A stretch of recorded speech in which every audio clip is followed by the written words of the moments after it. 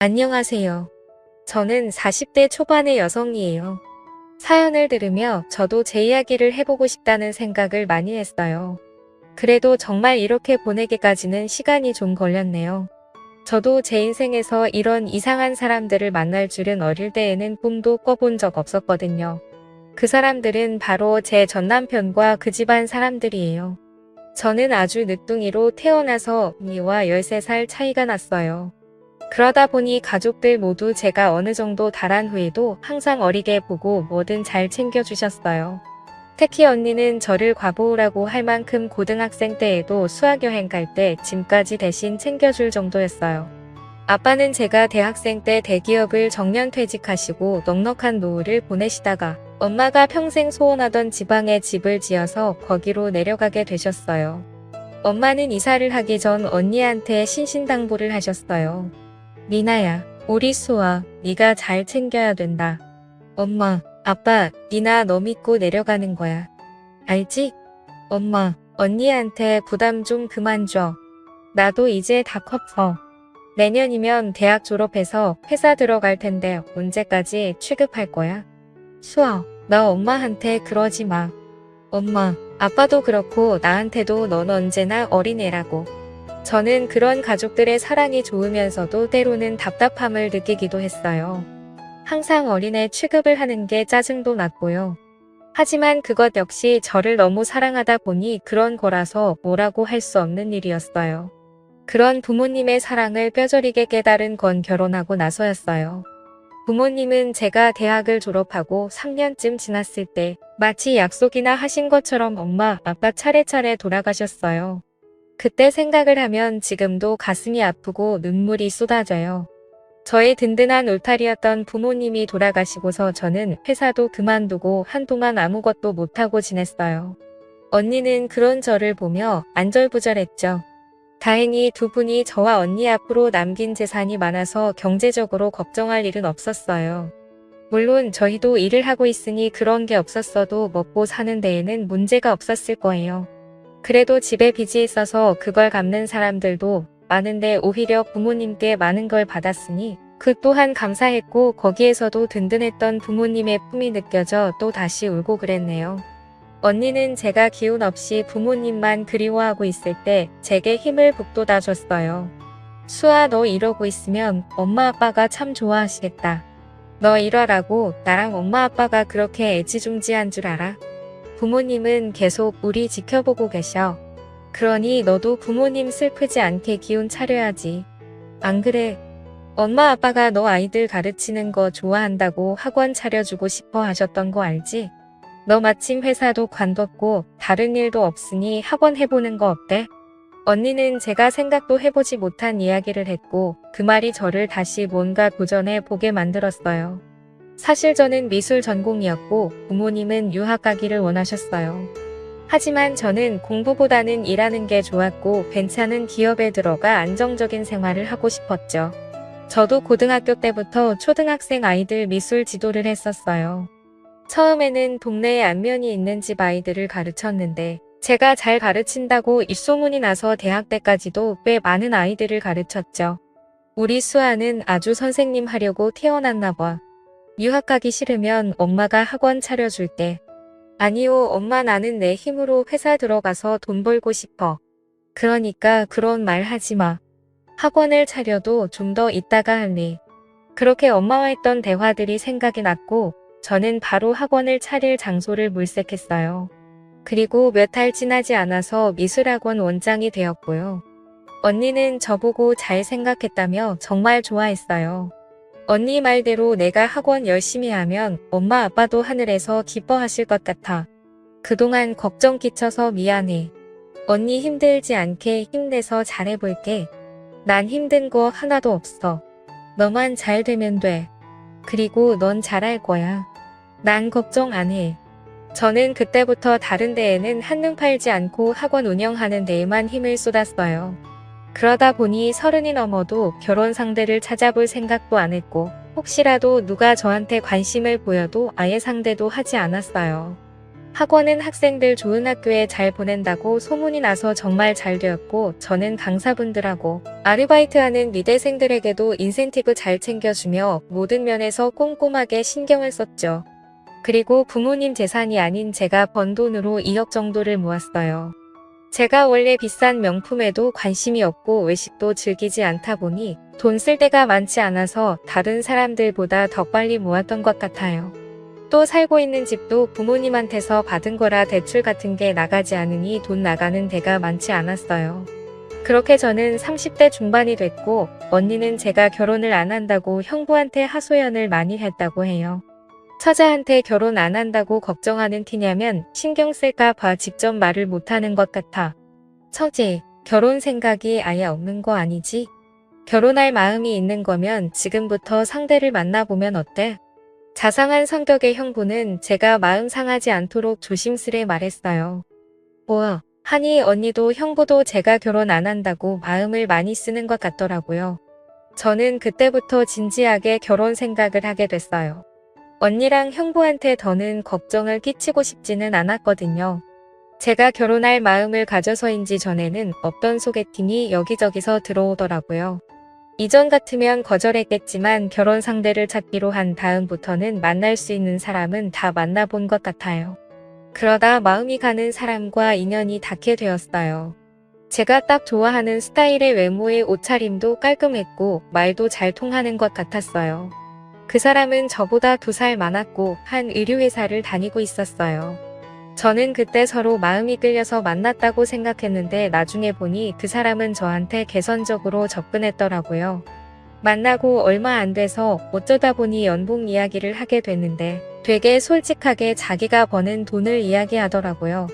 제가 더 많이 번다는 걸 알면서도 이야기하는 게 저는 오히려 좋아 보였어요. 물론 나중에는 진짜 피눈물을 흘리고 싶을 정도로 후회했지만요. 그 사람과 저는 1년이 좀 안 되는 시간 동안 만나다가 결혼 이야기를 하게 되었어요. 수아야, 내가 생각해봤는데 우리 결혼하려면 내가 돈을 더 모아야 될 것 같아. 사실 우리 집은 평범하다 못해 진짜 소심인 집안이거든. 내가 모아서 하지 않으면 어려워. 그래서 말인데 수아, 너는 얼마나 모아뒀어? 그걸 알면 나도 어느 정도 수준에서 맞춰야 될지 알 수 있을 것 같거든. 나도 그렇게 많이 모은 건 아니야. 원장이라고 오빠보다 더 번다고는 해도 학원 유지비나 갑자기 들어갈 수 있는 예비비를 계속 마련해 두지 않으면 안 되니까. 그런 거 따지면 아마 오빠랑 별 차이 없을걸. 정 부담되면 결혼 좀 늦춰도 돼. 그래, 내 형편 생각하면 결혼 늦춰야 되는데 빨리 결혼하고 싶으니까. 내가 대출 최대한 얼마까지 가능한지 알아보고 가능한 빨리 결혼 날짜 잡아볼게. 너무 무리는 하지 마. 조급하게 생각하지 않아도 돼. 저는 제가 받은 유산이나 돈 모아놓은 건 결혼 전까지는 말하고 싶지 않았어요. 왜 그랬는지 저도 잘 모르겠는데 어쩌면 저도 모르는 감이 있었던 건 아닌가 싶어요. 제 아주 깊은 곳에서 이 남자와 결혼하지 말아야 된다는 걸 알고 있었던 건지도 모르죠. 하지만 그때의 저는 그다지 깊이 생각하지 않았고 남자의 겉으로 보이는 모습으로만 사람을 평가하고 좋게 봤던 것 같아요. 사람을 알아보는 눈이 저한테 부족했던 것도 있었고요. 학원 선생님들 뽑을 때는 냉정하게 잘 관찰할 수 있었는데 저와 평생을 같이 살 사람을 두고서는 왜 그리 제대로 보지 못했나 싶기도 해요. 제가 너무 따지고 계산적으로 보일까봐 뭐든 좋게 보이려고 했던 마음도 있긴 했고요. 아무튼 그 사람과 저는 결혼식장을 잡았어요. 남자는 할 수 있는 한 대출을 다 받았다며 계속 오는 소리를 하더라고요. 그래서 일단 결혼식 비용은 반반 내고 나중에 생활비는 제가 더 내는 걸로 이야기가 됐죠. 같이 살면서 쓰는 건데 제가 내면 어떠랴 하는 마음도 있었어요. 그리고 결혼식이 끝나고 저희의 신혼생활이 시작되었어요. 결혼하고 3개월도 안 됐을 때였는데 하루는 퇴근하고 오니 시어머니가 남편을 붙잡고 눈물을 흘리고 있더라고요. 어머니, 무슨 일 있으세요? 왜 울고 계세요? 수아야, 잠깐 나 좀 봐봐. 라며 남편은 저를 데리고 방으로 들어와 이 얘기를 시작했어요. 너한테 이런 말 안 하려고 했거든. 엄마, 너 오기 전에 가실 생각이었는데 어쩌다 보니 시간이 이렇게 됐네. 대체 무슨 일인데 그래? 얼른 속 시원히 이야기 좀 해봐. 그게 엄마가 신도시 예정지역에 상가 투자를 했는데 거기 지금 재개발이 계속 늦어지는 중이야. 여러 가지 문제가 좀 있는 것 같아. 우리 집 돈이 없다고 했잖아. 엄마가 아는 사람 통해서 사채를 좀 쓰신 모양인데 지금 갚으라고 난리를 치나 봐. 그래서 말인데 아무래도 내가 조금씩이라도 갚아야 될 것 같아. 우리 엄마가 돈이 어딨어. 거기 상가에 수익 나면 갚으면서 매매가 오를 때 팔려고 했던 거지. 아무튼 일이 이렇게 돼서 나는 엄마 돈 갚는 것 때문에 생활비 낼 여유가 없을 것 같아. 어차피 지금까지도 내가 거의 다 냈잖아. 근데 오빠 어머니 돈 갚아줄 수 있어? 지금 대출 갚는 것도 빠듯하다며. 그러니까 하는 말인데 내가 갚을 수 있는 게 정말 소액이라 너 학원 예비비나 여유 자금 미리 좀 쓸 수 있어? 엄마 돈 갚아줘. 너도 이제 우리 집 사람인데 시어머니가 돈 때문에 사채 아줌마한테 시달리고 하면 불편하잖아. 오빠 그 예비비 지난달에 학원 보수 공사하고 물품들 다시 드리느라 다 썼어. 내가 버는 거나 오빠가 버는 거나 비슷하다고 전에도 말했잖아. 어머니 힘드신 건 알겠는데 그걸 오빠가 갚는다고 했다가 대뜸 나보고 갚아달라고 하니 당황스럽네. 그래, 알았다. 뭐 크게 기대를 하고 말한 건 아니야. 라며 남편은 이 맛을 첩첩 다졌어요. 뭔가 제 대답이 썩 마음에 들지 않는 것 같더라고요. 하지만 저는 남편이 자기가 갚을 것처럼 말하다가 갑자기 저보고 학원 예비비와 관리비 같은 걸로 자기 어머니 빚을 갚아달라고 하니 반사적으로 이건 아니라는 생각이 들었어요. 그날부터 남편은 저를 대하는 게 전 같지 않았어요. 무슨 말을 해도 듣는 둥 마는 둥 하고 짜증도 잘 내고 어쩌다 외식 좀 하자고 하면 너나 잘 먹고 잘 살라며 신경질을 내는데 점점 이 사람하고 오랜 세월을 함께 살 수 있을지 겁부터 덜컥나기 시작했어요. 그러다니 어느 날인가는 밥을 먹으며 TV에서 하는 드라마를 보는데 거기서 부부끼리 돈 이야기하는 게 나오더라고요. 그걸 본 남편은 이렇게 말하더군요. 부부간에 서로 돕고 하는 맛이 있어야지 서로 내 돈 이러니까 저렇게 멀어지는 거라고. 초장부터 한 식구들 마음으로 살아야 되는 건데. 꼭 저보고 들으라고 하는 말 같았지만 저는 못 알아들은 척 아무 말도 하지 않았어요. 학원에 쓸 돈은 분명 제가 사적으로 사용할 수 없다고 말했는데 왜 저러는 건지 답답한 마음이 들더군요.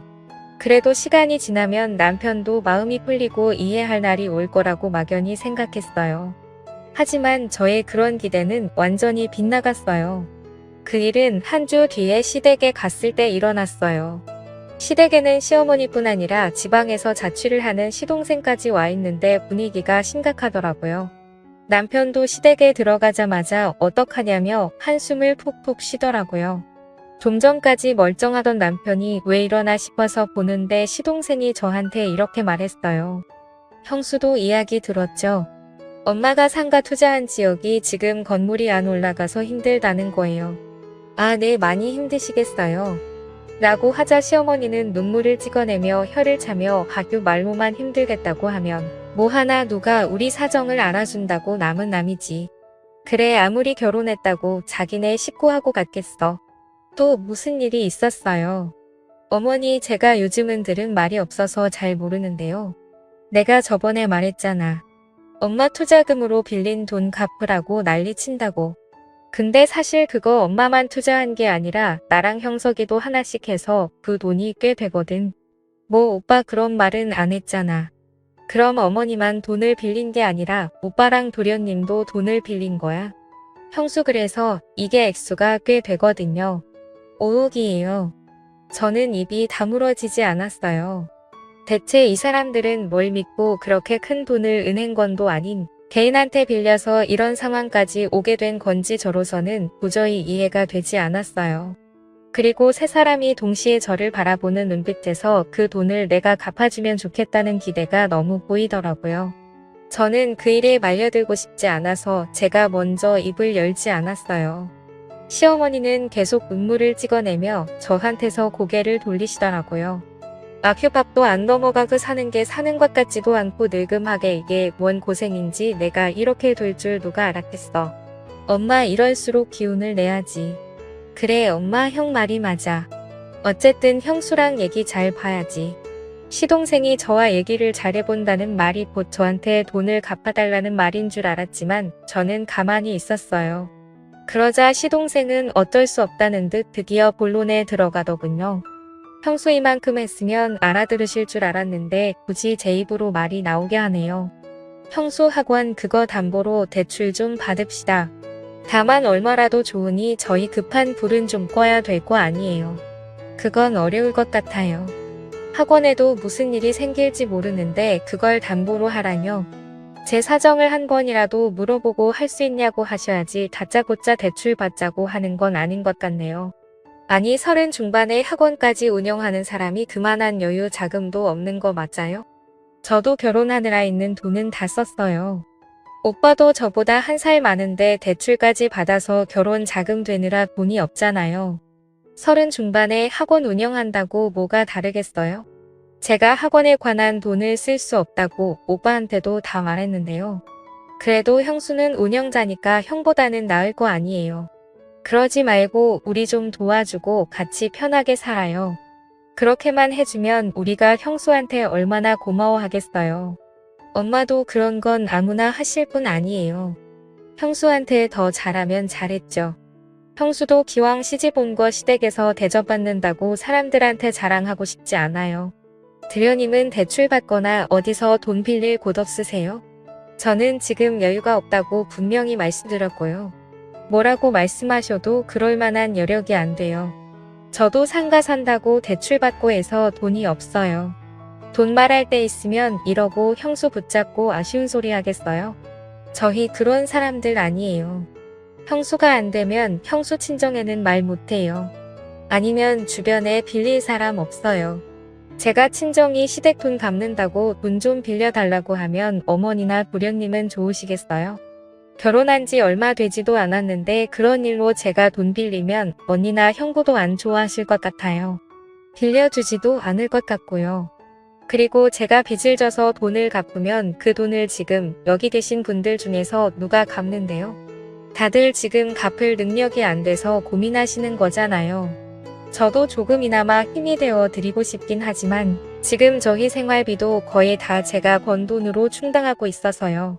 정말 죄송한데 그 돈 마련은 저도 어려울 것 같아요.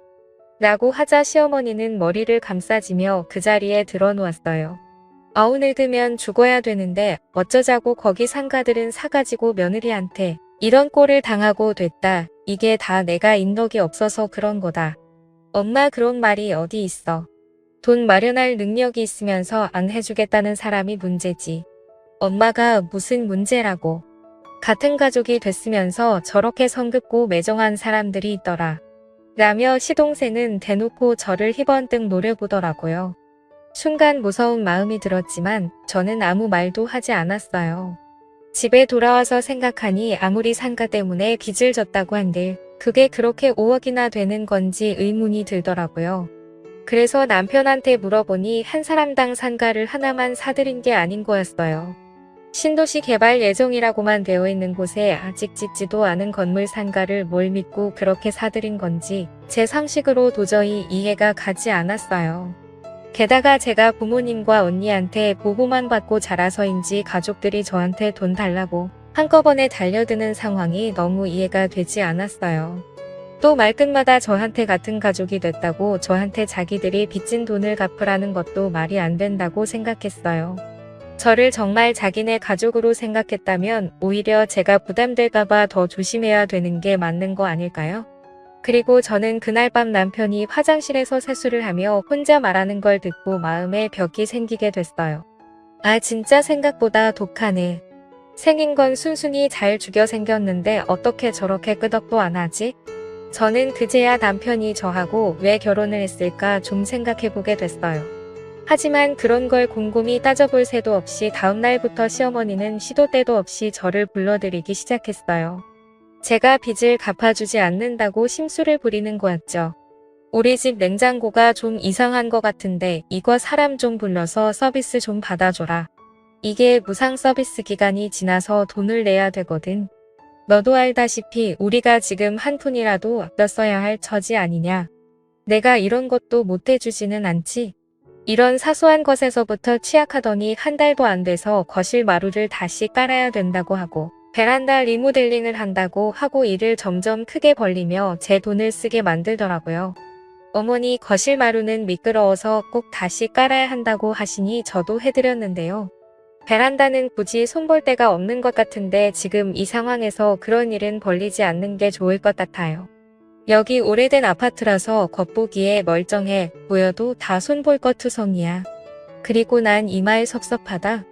빚지고 사는 사람은 집 고장 나고 낡은데도 그냥 살아야 된다는 거냐? 그게 며느리가 시어머니한테 할 소리야? 너 독한 거 알아보긴 했다면 그렇게까지 나를 비참하게 만들어서 너한테 득이 되는 게 뭐 있니? 그런 뜻은 아니었고요. 기분 상하셨다면 죄송해요. 베란다 리모델링은 제가 한번 알아볼게요. 됐다. 내가 다업자까지 봐놨는데 뭐 내가 알아본다고 그래? 너한테 청구서 날아가면 그거나 계산 잘해. 그러더니 일방적으로 전화를 뚝 끊더라고요. 시어머니가 저를 그렇게 괴롭히는데도 남편은 저한테 미안하다거나 돈은 많이 들지 않냐는 빈말은 한 번 안 하더군요. 저는 점점 남편하고 멀어졌고 제 스스로가 남편과 같이 있고 싶지 않아서 어느 순간부터는 방도 각자 쓰게 됐어요. 혼자서 잠이 들 때면 언니가 이 사실을 알면 얼마나 속상해할지 형부는 또 얼마나 걱정을 할지 그런 것부터 떠오르더라고요. 그리고 제가 신혼 때부터 이런 돈 문제로 시댁과 남편한테 시달릴 거라고는 꿈에도 생각을 못했기 때문에 어쩐지 제 신세가 채롱하게 느껴지고 눈물이 났어요. 그러던 어느 날 시동생한테서 전화가 왔어요. 형수 곧 우리 아버지 기일이에요. 근데 우리는 제사 안 지내고 그날 다 같이 만나서 식사 함께 하거든요. 그럼 제가 저녁을 준비하면 되나요? 아니면 점심이요?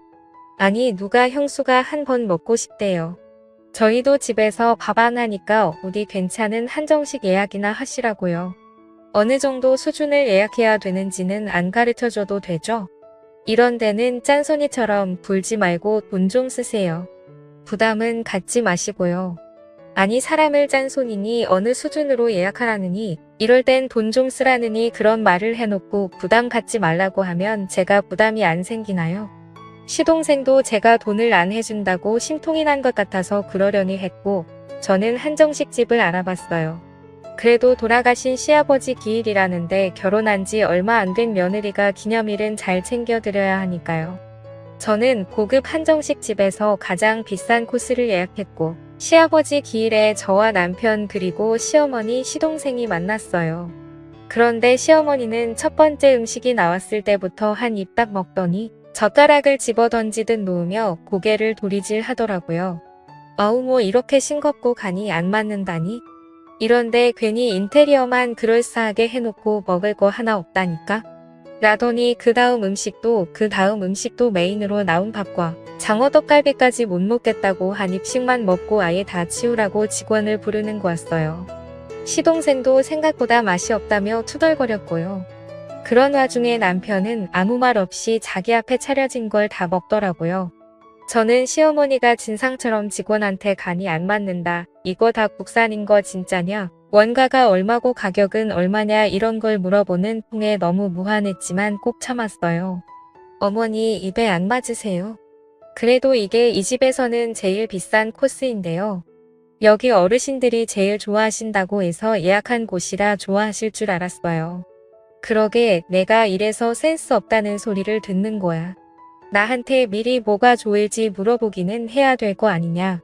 아무리 애들 아빠 가신 날이라고 해도 먹는 건 우리인데 사람 입맛에는 맞아야 될 거 아니니. 너는 그렇게 둔해가지고 어떻게 애들한테 미술을 가르친다고 그러니?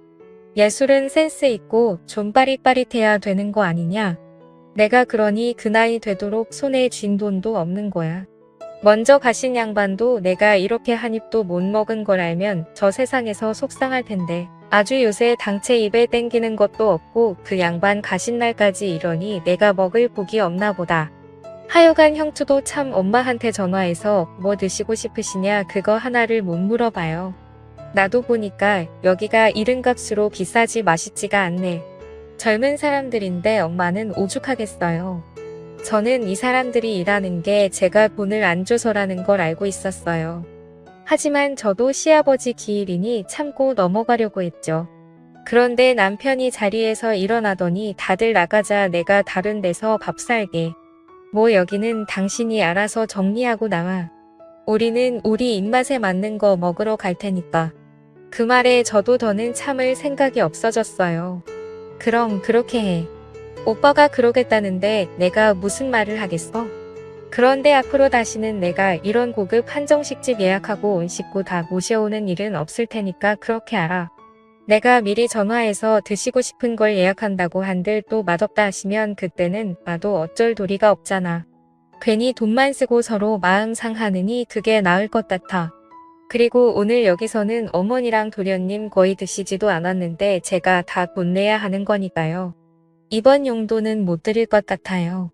그래도 불만 없으셨으면 좋겠어요. 라며 제가 영수증을 들고 개인실을 나오는데 뒤에서 시동생이 와 진짜 싸가지 대박 없어. 저게 며느리가 하는 태도야? 라는 목소리가 들렸고 남편은 거기에 대해 아무 말도 안 하고 나가자는 말만 하더라고요. 순간 저는 남편하고 더 이상 힘들겠다는 확신을 했어요. 남편마저 저를 그렇게 보고 돈 안 준다고 안색을 바꾸고 사람을 공격하는데 그런 남자랑 어떻게 같이 살 수 있겠어요. 저는 집으로 오면서 속으로 혼자 짧았던 결혼 생활을 정리했어요. 정말 잘 살아보고 싶었는데 결혼하자마자 시댁의 빚잔치에 휘말려서 그 돈 갚아줄 수 없다는 거에 저를 못살게 구던 모든 일을 떠올리니 분하고 눈물이 나더라고요. 저는 그날 늦게 들어온 남편과 말 한마디도 하지 않았고 다음날 이혼 전문 변호사 사무실을 몇 군데 다니며 조언을 받고 이혼 소송을 준비하기 시작했어요. 제가 결혼해서 지금까지 유책사항이 전혀 없고 오히려 시댁과 남편이 돈 문제로 저를 힘들게 했기 때문에 전적으로 저에게 유리할 거라고들 했어요. 그리고 얼마 후 대학 입시가 끝나고 저희 학원에서도 좋은 대학에 붙은 학생들이 꽤 나와서 선생님들한테 인센티브를 챙겨주고 다 같이 회식을 하러 가게 됐어요. 거기서 기분 좋게 먹으며 저희끼리 그동안 노고를 위로하고 즐거운 시간을 보내고 있는데 남편한테 전화가 오더라고요. 저는 전화를 받지 않고 선생님들과 좋은 시간을 보낸 후 집으로 돌아가며 문자를 확인했어요. 그랬더니 자기 좀 빨리 보자고 할 말이 있다고 너한테 실망했다 이런 말들이 잔뜩 와 있더라고요. 야, 너 사람 그렇게 안 봤는데 진짜 너무하다. 너 2억이나 있더라. 그런데 어떻게 돈 없다고 그렇게 딱 잡았대? 이게 말이나 돼. 내가 그렇게 힘들다고 하셔야 하는데 그 돈 주는 게 그렇게 아까웠냐? 우리 빚 조금이라도 갚아달라고 사정하는데 눈 하나 감지 않고 거짓말을 해. 와, 진짜 너 독하다. 근데 내가 2억 있는 건 어떻게 알았어? 어떻게 알았냐고? 왜 말 못해? 얼른 말해봐. 어떻게 내 통장을 들여다봤냐고? 그래. 내가 너 몰래 내 비밀번호 알아내서 눌러봤다. 됐냐? 지금 그게 중요해. 어떻게 남편이 빚에 눌려 죽게 생겼는데 이런 돈을 갖고 시치미를 댈 수 있어? 너 당장 그 돈 나한테 보내. 내가 뭔데 나보고 돈을 보내라 말아야 내가 돈을 왜 너한테 보내? 아, 그래. 그럼 내가 알아서 할까? 내가 대리위임장 써서 그 돈 하나 못 찾을 것 같아? 그러니까 그 돈 보내. 아니면 이혼이야? 그러셔. 그럼 이혼해. 나 너하고 이혼하는 거 하나도 안 무서워.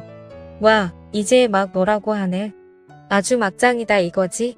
그럼 나랑 한 살밖에 차이도 안 나면서 무턱대고 건물도 없는 상가를 분양받아 놓고 그 돈을 나더러 갚으라는 인간한테 내가 왜 존대를 해줘야 되는데 내가 엎어드릴 자격이나 돼. 하고는 바로 언니한테 전화를 했어요. 언니, 늦은 시간에 미안한데 지금 빨리 형부랑 와줘. 나 이혼할 거야. 정말 이루고 싶지 않았는데 결혼하고부터 나 이 인간들이 지네 빚 갚아나가는 데 질렸어. 그러더니 남편이라는 새끼는 내 통장까지 몰래 들여다보고 내가 해서 모아놓은 2억을 자기한테 내놓으란다. 언니, 이게 남편이 할 소리야? 이 인간 나 뜯어먹으려고 나랑 결혼한 것 같아. 그래, 나 너 이렇게 우리 집에 도움 안 되고 알았으면 결혼 안 했지. 너보다 괜찮은 여자들이 얼마나 많이 놀렸는데 미쳤다고 나랑 결혼하냐? 라는 남편의 목소리까지 언니가 들었고 언니와 형부는 그 새벽에 바로 우리 집에 와서 제 물건들을 다 집에서 빼기 시작했어요. 남편은 그런 우리를 씩씩거리며 째려보고 있었고 언니는 제 어깨를 감싸고는 이렇게 말했어요. 괜찮아, 수아야. 내가 애를 낳기를 했어. 결혼을 해서 몇 년을 살기를 했어. 저단 인간 잊어버리고 다시 시작해. 넌 충분히 그럴 수 있잖아. 내 재산이 어디 학원하고 그 2억뿐이니? 엄마랑 아빠가 남겨주신 아파트도 있고 예금도 있잖아. 결혼 안 하고도 너 혼자 살아도 충분해. 누가 이혼했다고 너 우습게 볼 일 없어. 그 말을 듣자 남편은 갑자기 표정이 변하더니 언니 앞에 두 손을 모으고 공손하게 고개를 숙이더라고요. 차영, 제가 좀 성급했던 것 같아요. 속상하다 보니까 저도 제 마음에 없는 말이 나갔는데 저 수아랑 잘 살고 싶어요. 차영 말씀대로 저희 결혼한 지 얼마 되지도 않았잖아요. 이런 다툼은 늘 있는 거라고 생각해요. 수아도 좀 오해를 했고 저도 어쩌다 보니 욱했네요. 지금부터는 제가 수아한테 더 잘할게요. 야, 웃기지 마. 너 지금 우리 언니가 내 재산 있다고 하니까 마음 바뀐 거잖아. 그 전까지는 너 팔짱 끼고 우리 노래 보고 있었잖아. 그런데 나한테 부모님 유산 있다니까. 뭐, 어쩌다 보니 욱해. 나랑 잘 살고 싶어. 야, 이제 너랑 니네 식구들은 콩으로 매주를 쓴데도 안 믿어. 라고 하자 남편은 항상 잘하던 그 차랑한 표정의 연기를 하더군요. 내 뜻이 좀 그렇다면 나도 할 말은 없어. 근데 수아야, 그거 알아? 내가 이혼을 원한 게 아니고 내가 먼저 박차고 이렇게 나가버리게 된 거니까 내가 피해자야. 너 그 재산의 반은 내가 위자료로 청구할 거야. 너 내가 아직 바보로 보여? 너도 혼잣말로 그랬잖아. 순순히 넘어올 것 같은데 생각보다 내가 독하다고. 나 저번에 니네 엄마랑 내 동생이 나한테 막말한 거 아버지 기일에 나 골탕 먹인 거 다 녹음해놨어. 너 내 동생이 나한테 막말하는데 옆에서 한마디도 내 편 안 들고 니네 식구들하고 다른 식당 갔잖아. 내가 그날 결심했어. 이번 주 중으로 너한테 이혼 소장 날리고 집 나가려고 했는데 내가 먼저 이렇게 내 통장 몰래 훔쳐보고 하루라도 빨리 나가게 해줘서 정말 고맙다. 내가 내 통장 훔쳐본 거 그것도 나 집에 들어오면서부터 다 녹음했거든. 그러니까 까불지 말고 저리 비켜. 형부도 남편이 어이가 없었는지 한마디 했어요. 이봐, 자네가 우리 처제 재산에 하나도 기여 안 했는데 뭘 믿고 그걸 절반 받을 수 있다고 생각한 거야? 말 들어보니까 아주 우리 처제 돈 뜯어내려고 작정했던데 그걸 법정에 있는 판사도 모를 거라고 생각해? 척하면 척이지. 그렇게 저는 언니 형부와 함께 집을 나왔고 남편은 하루가 멀다 하고 저한테 문자를 하고 전화를 하며 다시 잘해보자고 했다가 이런 식으로 하면 나도 가만히 있지 않겠다고 하다가 나중에는 자기가 그동안 같이 살아줬으니 얼마라도 재산을 줘야 한다며 아주 본색을 드러내더라고요. 결국 저의 이혼 소송은 법적 공방을 하게 되었고 예상대로 제가 승소를 하고 남편은 제가 선임한 변호사들의 어마어마한 변호사 비용까지 물어내야 했어요. 그러자 남편은 갑자기 또 태도를 바꿔 저한테 한 번만 봐달라며 자기가 잘못했다고 사과를 하더라고요. 시어머니와 시동생도 법원에서 저와 언니한테 허리를 굽혀가며 한 번만 좋게 넘어가 달라고 애원했지만 저는 이미 그 사람들 본 모습을 다 알게 된 후라 끄덕도 안 했어요. 언니도 다시는 보기 싫으니 얼굴 보이지 말라고 차갑게 말했고요.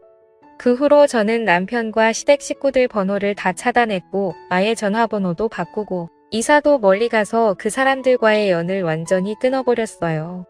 그 즈음에 알게 된 사실이 있는데 사실은 시동생도 결혼을 했다가 이혼을 했다고 해요. 저한테 했던 것처럼 돈 뜯어내려고 그렇게 발악을 했었다고 하네요. 또 시어머니도 시아버지가 돌아가시기 전에 흥청망청 돈을 너무 써서 시아버지가 황혼 이혼을 하고 실버타운에 계시다가 돌아가신 거라고 해요.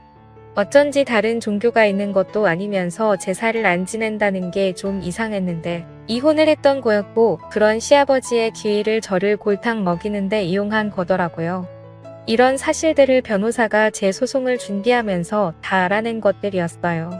저는 그때 이후 지금까지 결혼은 하지 않고 있지만 언니 부부와 조카들과 함께 행복하게 잘 지내고 있네요. 언젠가 저한테 좋은 사람이 나타난다면 결혼할 의향은 있지만 아직도 여전히 결혼은 저한테 불편한 기억으로 남아 있어요.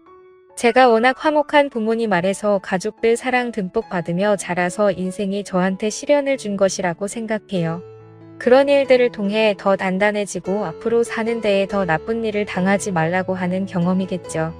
제 이야기는 여기까지예요. 들어주신 분들 모두 건강하시고요. 매일 행복하시고 좋은 날들 보내세요. 감사합니다.